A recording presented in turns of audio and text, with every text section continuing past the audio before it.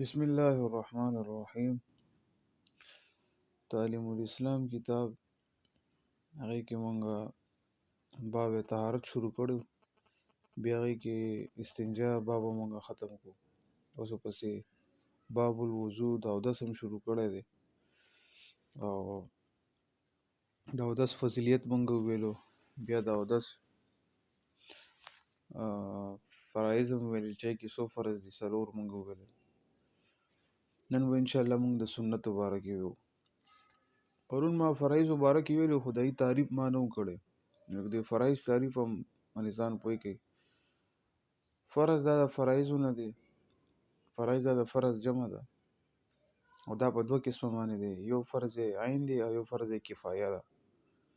فرض عین لکه 15 وخته منځونه دا پته کې، او فرض کفایه دا چې دنه د جنازې مونږ دی، کټول راکه یو کس مونږ نو حق ادا شو، نو دا معنی ځکه کوي. بیا پسې چې دی سنت د نبی کریم صلی الله علیه وسلم طریقه او چې کوم صحابه کرام رضی الله تعالی عنهم د نبی کریم صلی الله علیه وسلم نه کتلی وي او هغه کړی وي. نو سنت دا په دوه قسمه باندې دی، یو سنت مؤکده ده او یو سنت غیر مؤکده. مؤکده معنا یعنی تاکید، چې په هغه باندې تاکید شوی دا به خامخا کې، لکه د ساری مونږ نه مخکې فرض نه مخکې نو دوه رکعات سنت چې دا به خامخا کې، دغسې د ماښام مونږ نه پس چې 2 رکعات دي. او سنت غیر مؤکده چې کوم د هغې په کولو کې ثواب دی خو چې نه کې ګناه پکې نشته، نو دا د سنت مختصر تعریف و.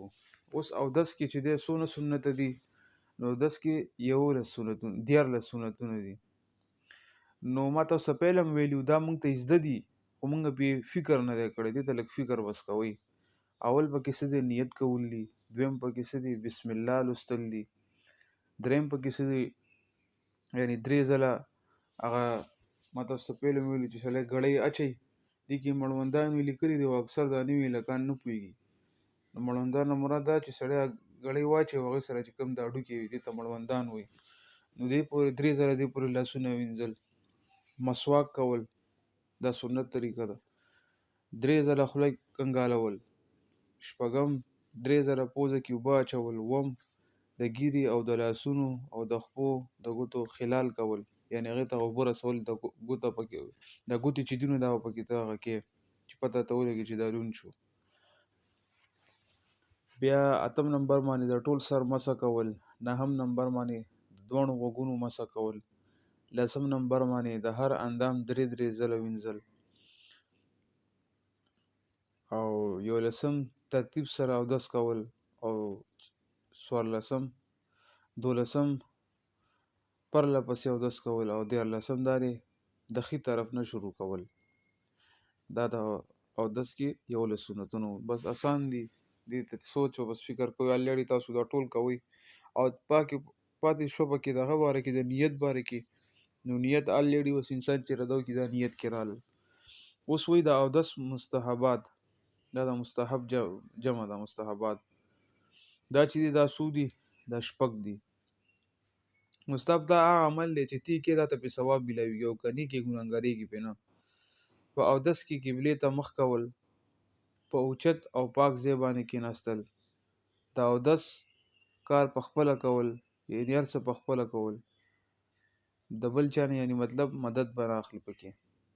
هر اندام په وینځلو کې مږل، یعنی هر اندام چې ته وینځې نو هغه به ته مږې، چې مږلو نه مراد دا دی چې وچ د نه یو ځای پاتې نه شي. د سټ مسح کول او پاتې شوي اوبه په ولاړه څښل. کس په لوټه کې اودس کوي، اوس اکثر جوماتونو کې چې دی نو بمبي وي، نو بس سنت طریقې دپاره هغه اوبو ته وڅښه په 3 هغه باندې څاګانو باندې، یا په لاس کې واچوي 3 هغه وڅښه ورپسې پرله پسې. دا سنت به مدا شي. او په یخنۍ کې اکثر لوټه کې اوبه اچوي، نو چې هغې نه لږې پاتې شي دا څښل دا د سنت طریقه ده. او علما کرام فرمایي چې یاره وایي دې سره ډېرې بیماریانې هم الله لرې کوي. نو نن موږ د اودس هغه شروع کړی دی، باب الوضو. هغې کې فرایض هم وشو، سنت هم وشو، مستحب هم وشو. نو انشاءالله بیا به آینده مخکې بیا ویو دغسې د مونځ سره چې څونه تړلې خبرې دي هغه به ویو. صدق الله العظیم.